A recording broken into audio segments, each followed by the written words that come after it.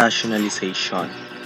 So it's been a long time I'm gone in YouTube due to lots of works and now in my college days. So to proceed, watch this video till the end, so let us begin. So when do we rationalize a radical? So we rationalize a radical if there's a radical in the denominator. By the way, this is the continuation of our lesson about radicals. So last time we ending up discussing about radical equation. So now, ano ba tong rationalization na to? So para mas maraming understanding, for more understanding, we are going to solve 3 problems. As you can see, there's a radical in the denominator. The reasons, which are the reason to use rationalization. Kaya ito po. Ayan. May radical dito. So number 1, we have 2 square root of 5 all over square root of 3. Okay? Ang mangyayari dyan, kapag ka para lang tayo nagre-reciprocate, halimbawa, how can you make 4 equals 1? So, you're going to multiply 4 in 1, 4. Diba? Pero dito, ginagawa natin para mawala ang ang radical sa denominator nyo. You have to multiply each numerator and denominator in square root of 3 just to remove the radical sign. Ngayon, ito na ngayon ang i-multiply nyo. Diba? Here. So, 5 times 3 is 15. You can multiply as long as they have the same root. So, you got 2 square root of 50 all over 3. Na-cancel ang radical sign. So, next problem. We have 5 all over 2 minus square root of 3. Paano naman to? Hindi naman pwede ang square root of 3 lang i-multiply mo at then i-distribute. Hindi pwede yon. Ngayon, kung alam nyo yung rules ng difference of 2 squares, yun ang i-apply natin. To make this a difference of 2 squares, like a squared minus b squared, yung ganon.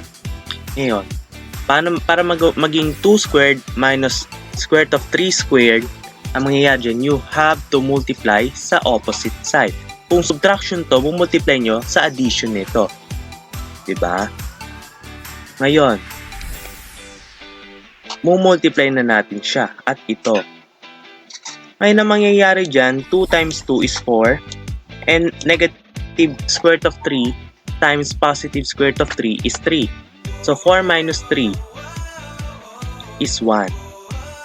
So, ngayon, kung sisimplify nyo, syempre, this is, automatically, kapag may 1 kang denominator, yan na yun. Divide mo sa 1. Yan na yun. You have 10 plus 5 square root of 3. Ito, diba? Minus 3. So, use 1. So, let us proceed in the next problem. Ganun lang siya. Pagka ganon, susubtract nyo lang. Kung ano yung square neto at square neto, ayun, kapag nakuha nyo, subtract. Ganun lang sa ating radicals. May tamang term dyan. Kasi i-explain natin pagdating dito. So, we have 2 square root of 5 minus 3 all over 5 plus square root of 3. Ganun ulit, same cases. Di ba yung ginagawa nating sum and difference of 2 squares, yun ay tinatawag na conjugate. Ino-conjugate natin yung value ng denominator just to remove the radical. Siyempre may kasama yun eh. Diba? Ayun. Ginawa natin dito. Gumamit tayo ng FOIL method sa numerator. 2 square root of 5 times 5 is 10 square root of 5. You can multiply the coefficients.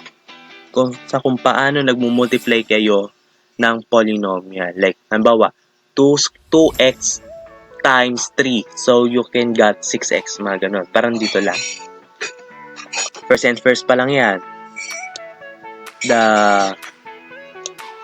first to last or outer 2 square root of 5 times negative 3. So, you got negative 2. So, multiply nyo to 15. Okay. Tapos na tayo dito sa first 2. Next ito. Negative 3 times 5 is negative 15. Para nag-FOIL method lang ito. Inner yan. Next, last, negative 3 times negative square root of 3 is positive 3 square root of 3. All over, ito. Gagawin nyo lang dyan, multiply nyo to. 5 times 5 is 25. Square root of 3 times negative square root of 3 is 3. 25. Bali ito, magiging ano? 25 minus 3. Ito ang lupa. So, therefore, your answer is 10 square root of 5 minus square root of 15 minus 15 plus 3 square root of 3 all over 20. So, this is your Mativity. So, sana natatandaan yung mga nauna kong diniscuss about radicals. Ito yung Mativity 1, yung mga simplification of radicals. Mativity 2 is the operation of radicals. Mativity number 3 is the radical about radical equation. And Mativity 4 is about rationalization na dinidiscuss natin ngayong sa video na. So, well done. Yan, buti yan, nakayari na tayo sa ating Mathematics 9 lesson about radicals. So, get ready for the quadrilateral, which is a geometry can be discussed in grade. So, thank you for watching, math learners. It's been a long time before the last time I teach in it. So, I can do my best to give you and provide lessons that you want. So, that's all. Thanks for watching. See you in my next video.